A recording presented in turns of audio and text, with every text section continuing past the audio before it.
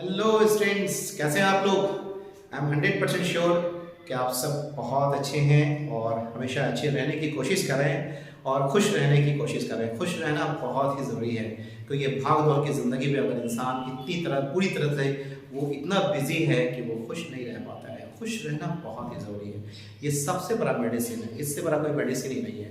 तो आज मैं आप लोगों के लिए लेके आया हूँ बहुत ही इंपॉर्टेंट वीडियो, और ख़ास के 12th स्टैंडर्ड के जो स्टूडेंट्स हैं वो आज बहुत परेशान हैं। बहुत सारे जिन्होंने स्टडी नहीं किया है बहुत परेशान है, कहते हैं सर क्वेश्चंस याद नहीं होते हैं, सर कैसे लिखना है।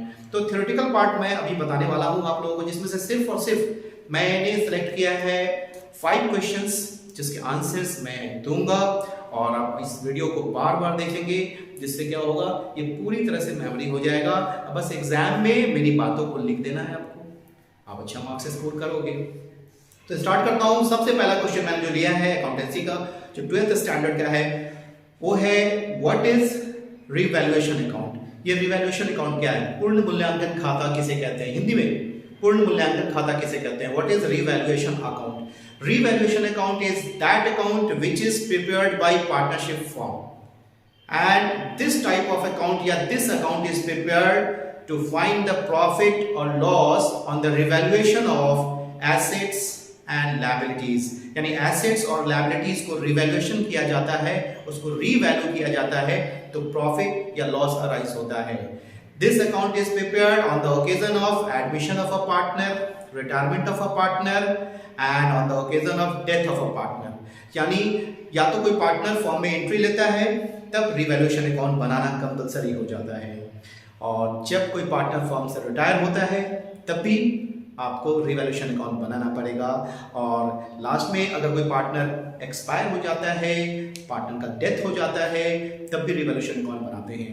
इसका बनाने का जो तरीका होता है वो आप न्यूमेरिकल जब क्वेश्चंस सॉल्व करके बताऊंगा। थ्योरेटिकल पार्ट में बस इतना ही लिखना है कि revaluation account is that account which is prepared on the occasion of admission of a partner, on the occasion of death of a partner and on the occasion of retirement of a partner, and the motive of preparation of this account is to find profit and loss after revaluation of assets and liabilities। तो ये question clear हो गया।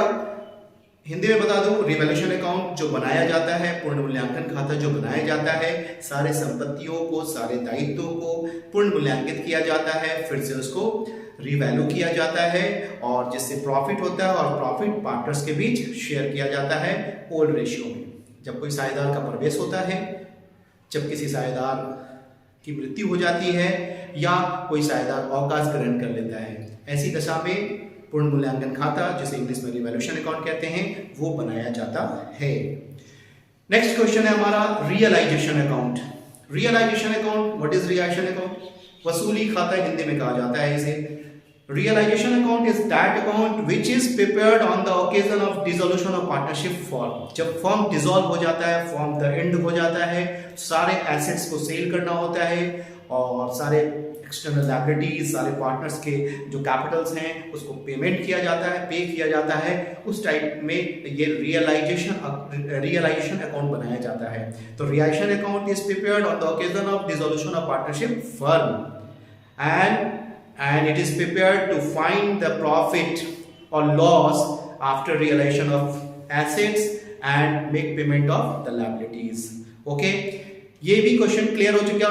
इसके बाद जो next question है जो आपके एग्जाम में आ सकता है, और आ सकता है क्या 99.99% डेफिनेटली ये क्वेश्चन आएगा, वो है गुडविल क्या है, व्हाट इज गुडविल, और इसके कैलकुलेशन की जो मेथड है ये आपसे पूछ सकता है। अगर आपसे पूछ दिया जाए गुडविल किसे कहते हैं, ख्याति किसे कहते हैं, सर इसकी विधियां कौन कौन सी हैं, ये कैसे कैलकुलेट होता है, तो मैं बता दूंगा आप लोगों को। बने रहे वीडियो में, मैं बता दूंगा आपको। Goodwill is an intangible asset. Goodwill एक ऐसा एसेट है जिसको देखा नहीं जा सकता, ये एक अदृश्य संपत्ति है किसी बिजनेस के लिए। और गुडविल किसी भी बिजनेस का नेम, फेम, उसका रेपुटेशन, उसके वैल्यू, यानी कहने का मतलब कि अगर आप किसी भी कस्टमर्स को या अपने कस्टमर्स को अगर अच्छा सर्विस देते हैं, अच्छे प्रोडक्ट को सेल करते हैं, ठीक है, बिजनेस आपका बहुत पुराना है, ठीक है, लोगों से अच्छा रिलेशन है, आपका बिहेवियर बहुत अच्छा है, तो डेफिनेटली आपके बिजनेस का गुडविल राइज करेगा और यह आपके प्रॉफिटेबिलिटी को इंक्रीज करेगा, यानी आपकी लाभदायकता को या जो लाभ कमाने की जो कैपेसिटी है आपके बिजनेस की वो बढ़ती चली जाएगी। तो गुडविल का होना बहुत जरूरी है बिजनेस में। तो ये मैंने गुडविल का बताया। गुडविल के जो मेथड्स हैं, 3 मेथड्स हैं।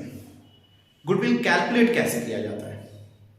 तो गुडविल कैलकुलेट करने का सबसे पहला मेथड जो है वो है एवरेज प्रॉफिट मेथड, जिसको बोलते हैं औसत लाभ विधि। दूसरा है सुपर प्रॉफिट मेथड, इसको बोलते हैं अधिलाभ विधि, हिंदी में कहते हैं अधिलाभ विधि। और तीसरा मेथड है कैपिटलाइजेशन मेथड, जिसको कहा जाता है पूंजीकरण विधि।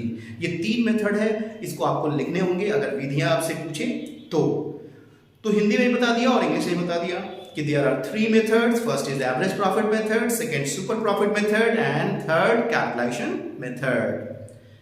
इसके बाद जो नेक्स्ट क्वेश्चन जो मैंने लिया है वो क्वेश्चन है आपका कि नॉट फॉर प्रॉफिट ऑर्गेनाइजेशन क्या होता है? ये क्वेश्चन पूछेगा, what is not for profit organisation? Not for profit organisation that means that organisation which motive is not to earn profit, जिसका मोटिव प्रॉफिट कमाना नहीं होता है, सोसाइटी समाज के लिए, ह्यूमन वेलफेयर के लिए इस तरह के ऑर्गेनाइजेशन का एस्टेब्लिशमेंट होता है। और ये ऑर्गेनाइजेशन फंड से चलता है, यानी सब्सक्रिप्शन, डोनेशन, इसके थ्रू ये ऑर्गेनाइजेशन चलाया जाता है।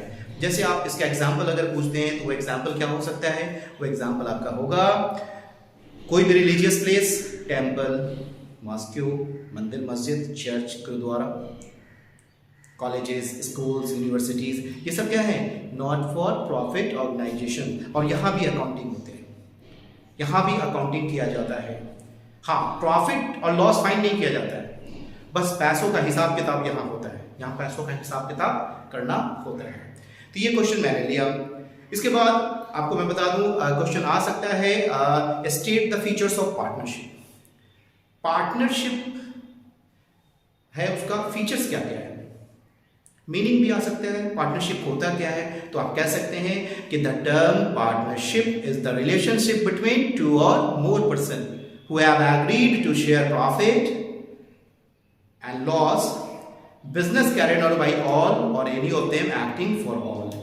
साझेदारी 2 या 2 से अधिक व्यक्तियों का एक ऐसा समूह है जो समझौते वाले रेशियो में प्रॉफिट एंड लॉस को बांटते हैं। बिजनेस सबके द्वारा चलाया जाता है या सबकी सहमति से कोई एक चलाता है।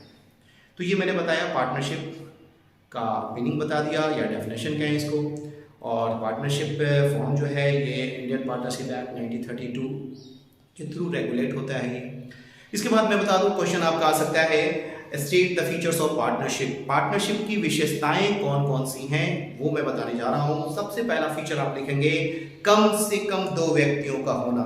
एटलीस्ट कह सकते हैं there must be 2 person, there must be at least 2 person. कह सकते हैं कम से कम कितने लोग होने चाहिए? 2 लोग होने चाहिए। अगर एक बंदा है तो वो पार्टनरशिप होगा ही नहीं। और मैक्सिमम जो नंबर है पार्टनरशिप में अभी प्रेजेंट, उसमें है मैक्सिमम आपके 50 पार्टनर्स होने चाहिए, मिनिमम 2 होने चाहिए। But in case of banking business minimum 2 and maximum 10। ये मैंने पार्टनरशिप का पहला फीचर बताया। दूसरा, there must be an agreement. Partners के बीच क्या होना चाहिए? समझौता होना चाहिए। In the absence of agreement partnership constitute नहीं हो सकता। तीसरा, अर्निंग प्रॉफिट्स, लाभ कमाना। किसी भी बिजनेस का जो मोटिव होता है वो तो प्रॉफिट अर्न करना होता है। उसके बाद कह सकते हैं next, sharing profits among partners, यानी साझेदारों के बीच प्रॉफिट्स का बांटा जाना, साझेदारों के बीच प्रॉफिट्स का बांटा जाना। इसके बाद नेक्स्ट है कि there is no separate legal entity, there is no separate existence. यानी कहने का मतलब इसका जो एग्जिस्टेंस है ये इसके फॉर्म से, पार्टनर से दोनों जो है वो सेपरेट नहीं है, दोनों एक है। पार्टनर है तो पार्टनरशिप है, पार्टनर नहीं तो पार्टनरशिप नहीं है। Unlimited liability, unlimited liability that means कि पार्टनर्स के जो लायबिलिटीज होंगे वो अनलिमिटेड होंगे। और इसमें नेक्स्ट फीचर वो कह सकते हैं इसको, वो नेक्स्ट फीचर होगा कि partners are both agent and principal, यानी कि वो एजेंट भी हैं और प्रिंसिपल भी हैं। कहने का मतलब पार्टनर ज़्यादा मेहनत करता है तो ज़्यादा प्रॉफिट होता है, और ज़्यादा प्रॉफिट होगा तो पार्टनर्स के बीच डिस्ट्रीब्यूट होगा। तो हर एक पार्टनर को पूरी लगन से, पूरी मेहनत से पार्टनरशिप फॉर्म में मेहनत करना होता है। तो ये मैंने बता दिया। इसके बाद मैं कुछ टर्म बताने जा रहा हूँ, वो भी बहुत इंपॉर्टेंट है। पहला टर्म है कि पार्टनर किसे कहते हैं। ठीक है, पार्टनरशिप फॉर्म में जितने भी लोग होते हैं जो इंटर होते हैं, जो एडमिशन लेते हैं, उसे पार्टनर कहा जाता है, उसको साझेदार कहा जाता है, क्योंकि प्रॉफिट में वो हिस्सेदार होते हैं, प्रॉफिट में हिस्सेदार होते हैं। लॉस अगर होता है तो लॉस भी बेयर करना होता है उन्हें।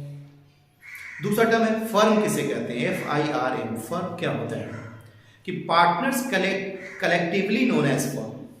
अगर 4-5 पार्टनर हैं, 10 पार्टनर हैं, इसको कलेक्टिवली अगर एक साथ बोलें तो उसको पार्टनर्स न बोल करके आप क्या बोलेंगे, फर्म बोलेंगे।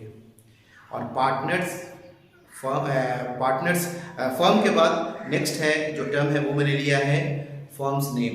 जिस नेम से फर्म चलाया जा रहा है, जिस नेम से फर्म रजिस्टर्ड है, तो वो हमारा पार्टनरशिप फर्म कहलाता है, फर्म नेम कहलाता है। क्या कहलाता है, सॉरी, फर्म नेम कहलाता है। तो आप नेक्स्ट वीडियो के लिए आपने मेरे चैनल को जो आप कंटिन्यू इस चैनल को देखें, और जो बेल आइकन है उसको प्रेस करें और सब्सक्राइब करें। आज के लिए इतना ही काफ़ी है। नेक्स्ट वीडियो मैं नेक्स्ट में डालूंगा। आज के लिए थैंक यू।